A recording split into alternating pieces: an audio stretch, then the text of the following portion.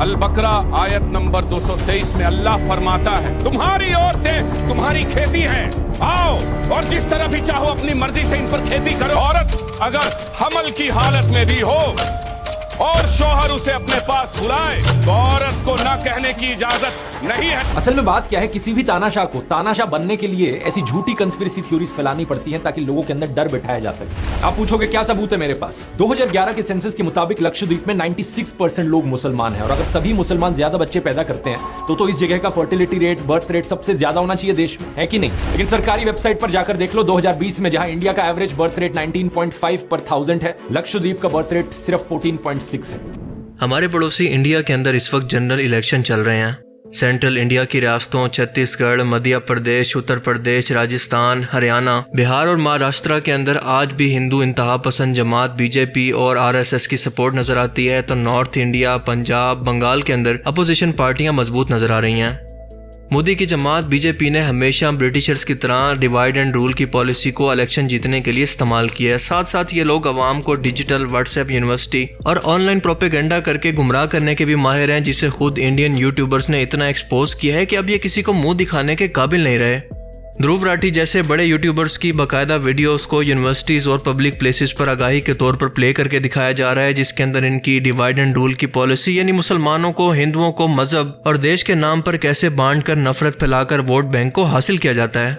इन लोगों ने किस किस जीनियस तरीके से करप्शन की है, अवाम को सब्ज बाग दिखाकर इनका ब्रेन वॉश किया है और सबसे बढ़कर ये अपने मुल्क को आहिस्ता आहिस्ता डिक्टेटरशिप की तरफ लेकर जा रहे हैं, जिसके अंदर मीडिया, अदालतें आज़ाद नहीं, इन पर रियासत का कंट्रोल है। तो साथ साथ अपोजिशन पार्टीज को झूठे केसेस के अंदर फंसाकर जेलों के अंदर डाला जा रहा है। इसके साथ इलेक्शन कमीशन को भी कंट्रोल किया जा रहा है, बिल्कुल ऐसे ही जैसे डिक्टेटर किया करते हैं या फिर किसी मुल्क के अंदर जैसे मार्शल लॉ हुआ करता है। और सेम यही हालात पाकिस्तान के अंदर भी हैं।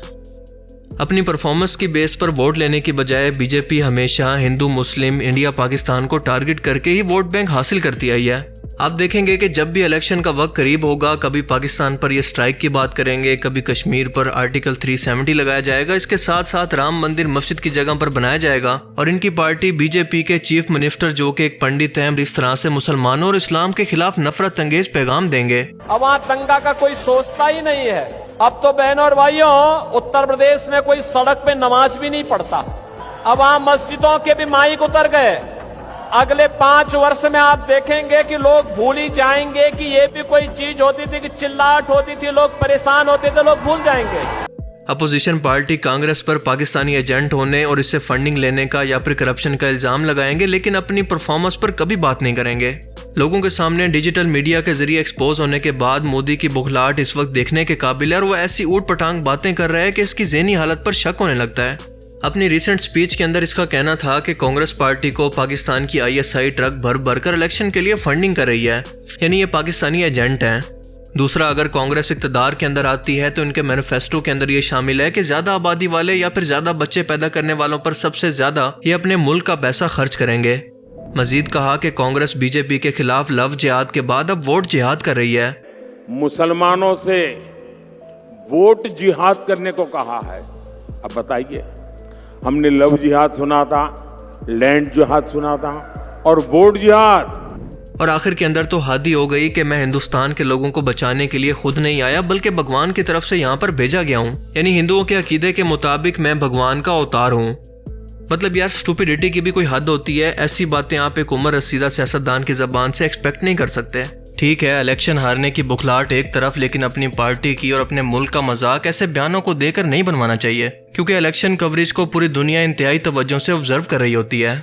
इन्हीं इलेक्शन के दिनों के अंदर एग्जैक्ट इसी टाइम के अंदर भारत के अंदर मोदी सरकार एक ऐसी मूवी को रिलीज करवा रही है जो कि मुसलमानों की इस बढ़ती हुई आबादी के खौफ पर बेस करती है कि मुसलमान कौम बहुत ज़्यादा बच्चे पैदा करती है और इसलिए आने वाले कुछ 20 से 30 सालों के अंदर शायद हिंदू इस मुल्क के अंदर मेजॉरिटी से हटकर माइनॉरिटी में चले जाएंगे और मुसलमान मेजॉरिटी में।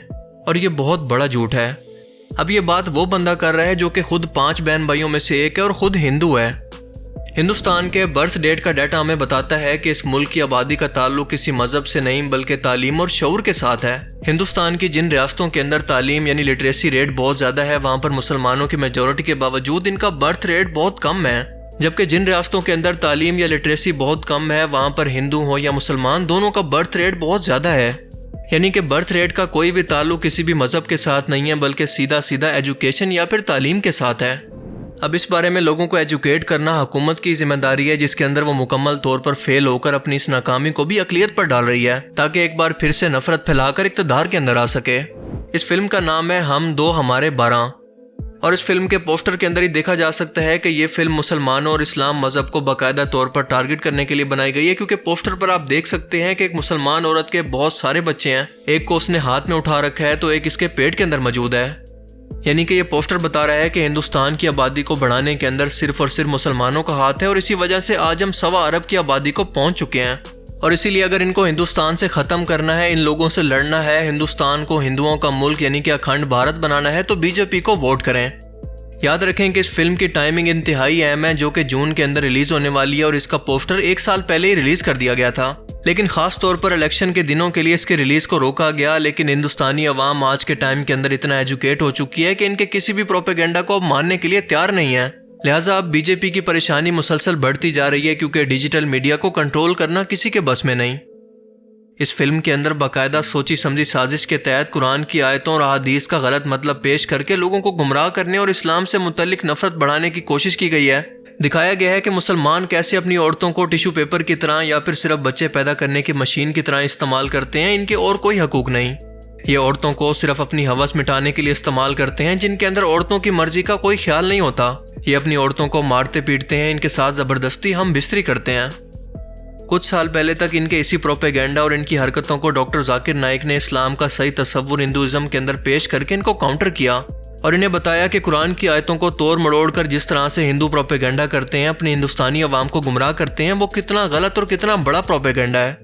और इसी की वजह से लाखों हिंदू इनकी दावत और इनके पीस टीवी को देखकर मुसलमान हुए, लेकिन एक बार फिर से अब वही गुमराही सर उठा रही है, जिसे अब हिंदुस्तान के अंदर काउंटर करने वाला कोई मौजूद नहीं सिवाय डिजिटल मीडिया के, जो कि इनके गले की हड्डी बन गया है। फिल्म में कुरान पाक की सूरह अल बकरा की आयत 223 का हवाला देते हुए मौलवी साहब गला फाड़ फाड़ कर बताते हैं कि अल्लाह फरमाता है कि तुम्हारी औरतें तुम्हारी खेतियां हैं, इनमें जैसे मर्जी जाओ।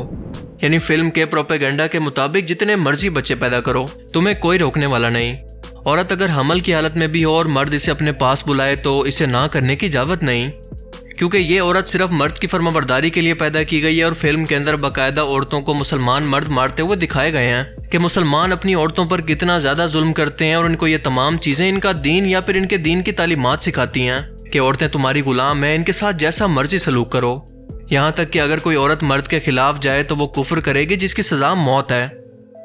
इस जाहिल आदमी अन्नू कपूर को अब तक ये नहीं पता कि जिस टाइम के अंदर इस्लाम आया उस टाइम के अंदर औरतों की ये इज्जत थी कि इनका पैदा होना मर्द की कमजोरी या फिर तौहीन समझा जाता, इसलिए उनको बचपन के अंदर ही जिंदा दफन कर दिया जाता। और ये अमीर लोगों की गुलाम थी, जिन्हें सिर्फ जिनसी लज्जत के लिए रखा जाता और सिर्फ इतना खाना पीना दिया जाता ताकि वो जिंदा रहें। इनके लिए बराबरी या हकूक का सोचना तो दूर की बात, बल्कि ये लोग तो इसे कमजोर तख्लीक माना करते थे जो मर्दों की जूती के बराबर भी नहीं है। यानी कि इस्लाम के आने से पहले ज़माने जालियत के अंदर वो सब कुछ होता था जो कि इस फिल्म के अंदर दिखाया गया है, लेकिन इस्लाम ने तो उल्टा आकर इन्हीं लड़कियों को, इन्हीं औरतों को वो हकूक दिए जो कि दुनिया का कोई भी मजहब इनको नहीं दे सकता। सबसे बढ़कर इनको इज्जत दी, इनको जिंदा रहने का हक दिया, इसे बीवी, बेटी, माँ बनाकर इतना रुतबा दिया कि माँ के कदमों तले तो जन्नत तक रख दी।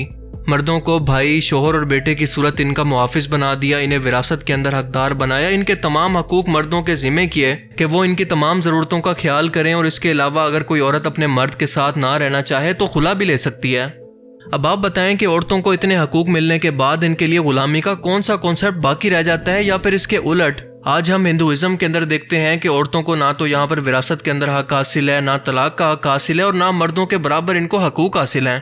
इनको बताया जाता है कि तुम्हारा मर्द या तुम्हारा पति ही तुम्हारा भगवान है जो तुम्हारे साथ जो चाहे कर सकता है। यहाँ तक कि हिंदुइज्म के अंदर एक लंबे टाइम तक ये रस्म थी कि अगर किसी औरत का पति फौत हो जाता तो उस जिंदा औरत को उसके मर्द के साथ ही जिंदा जला दिया जाता। उस अंधेरे के अंदर इस्लाम रोशनी लेकर आया, जिसने औरतों को मर्दों के बराबर हकूक दिए, उनको वो हकूक दिए जो कि आज के टाइम के अंदर भी दुनिया के लिए रोल मॉडल हैं। और जहाँ तक इस फिल्म के अंदर बताई जाने वाली कुरानी आयत का ताल्लुक है तो इसे हमेशा की तरह कॉन्टेक्स्ट से हटाकर बताया गया है ताकि आम दिमागों को गुमराह कर सकें। कॉन्टेक्स्ट के बगैर अगर आप कुरान की आयत को पढ़ना शुरू करें तो आपको ऐसे लगेगा कि ये इंसानियत के खिलाफ हैं। ये तो खुद आपको शिर्क की दावत देती है, जैसे कुरान पाक की एक आयत के अंदर लिखा है कि ईसा अलैहिस्सलाम अल्लाह के बेटे हैं, लेकिन उसकी अगली आयत के अंदर लिखा है कि जिसने ये कहा उसने शिर्क किया। बिल्कुल इसी तरह से सूरह अल बकरा की आयत 223 से पहले की 222 आयत को पढ़ें तो पता चलेगा कि इस आयत के अंदर औरतों की माहवारी से मुतल्लिक अल्लाह ताला मुसलमानों को यह हुक्म दे रहा है कि माहवारी के दिनों के अंदर अपनी बीवियों से दूर रहा करो। यानी कि इस आयत का मफहूम यह है क्योंकि इस टाइम के अंदर औरतें नापाक होती हैं, इनको तकलीफ होती है और इससे तुम्हें भी बीमारियां लग सकती हैं, जिसे आज की मेडिकल साइंस भी साबित करती है। इस टाइम के अंदर उनके पास ना जाओ जब तक कि वो पाक ना हो जाएं। अब इसके बाद आगे की आयत यानी 223 के अंदर बयान होता है जिसका मफहूम है कि तुम्हारी औरतें तुम्हारी खेती हैं, जैसे मर्जी इनके साथ रहो, आगे का प्लान करो, यानी अपनी औलाद के बारे में सोचो। लेकिन साथ साथ ये भी फरमाया कि अल्लाह से डरते रहना क्योंकि तुमने एक दिन मरकर इसके सामने हाजिर होना है। यानी आप अंदाज़ा करें कि इस आयत के अंदर औरतों के हकूक़ के बारे में बात हो रही है, जिसके बारे में अल्लाह फरमाता है कि ए मुसलमानों अल्लाह से डरते रहना। इस मामले में भी अल्लाह से डरते रहना, इसको उल्टा इन लोगों ने औरतों पर जुल्म और गुलामी से जोड़ दिया है, यानी कि बिल्कुल उलट। और आप देखें कि ये हमेशा ऐसे ही करते हैं क्योंकि आम लोग तो कुरान का इल्म नहीं रखते, ख़ास तौर पर हिंदू गैर मुस्लिम इन्हीं फिल्म्स को देखकर मुसलमानों के खिलाफ एक नफरत अंगेज सोच बना लेते हैं, जिसकी वजह से समाज के अंदर नफरत बढ़ती है और इसी नफरत को बेचकर ये पार्टियां वोट बैंक हासिल करती हैं, जो कि बहुत ही खतरनाक खेल है। कश्मीर फाइल्स, केरला स्टोरी और इसके अलावा इसी तरह की बेतुकी फिल्मों को इसी प्रोपेगेंडा के लिए इस्तेमाल किया जाता है। इस्लाम में औरतों को इंतहाई सूरत के अंदर आखिरी हल के तौर पर समझाने के लिए हाथ उठाने की इजाज़त है, मगर वो भी इस सूरत के अंदर कि वो जख्मी ना हो। ये काम पसंदीदा नहीं है लेकिन इसकी इजाज़त दी गई है, हुक्म नहीं दिया गया कि ऐसा करो। बिल्कुल ऐसे ही जैसे इंतहाई सूरत के अंदर तलाक की इजाज़त दी गई है लेकिन ये पसंदीदा नहीं है। इंतहाई सूरत के अंदर इसकी इजाज़त है लेकिन इसका हुक्म नहीं है। लेकिन आप देखें कि यहाँ पर पूरे हिंदुस्तान की प्रोपेगेंडा मशीनरी, जो कि इक़्तिदार के अंदर बैठे हुए लोगों की वजह से इखलाकियात, इंसानियत और तहजीब को भूलकर सिर्फ और सिर्फ एक कम्युनिटी को टारगेट कर रही है, जिसका कसूर सिर्फ और सिर्फ इतना है कि वो लोग सनातन धर्म के अंदर पैदा नहीं हुए। ये लोग पहले बुरके तक पहुंचे, इसके बाद जिहाद तक और इसके बाद अब कुरान की आयतों को डायरेक्ट टारगेट कर रहे हैं। और आज अगर हमने इनका बाइकआउट करके इनको इनकी औकात याद ना करवाई, इनके खिलाफ सोशल मीडिया पर आवाज़ ना उठाई, तो ये प्रोपेगेंडा बढ़ते बढ़ते इससे भी ज़्यादा वर्ष सूरत इख्तियार कर सकता है, जो कि किसी के भी मफाद में नहीं होगा। और इसीलिए आज इनके प्रोपेगेंडा को रोकना आपकी और मेरी जिम्मेदारी है। बाकी आप इस बारे में क्या सोचते हैं, अपनी कीमती राय का इजहार कमेंट सेक्शन में ज़रूर करें। Thanks for watching this video. अल्लाह हाफिज़।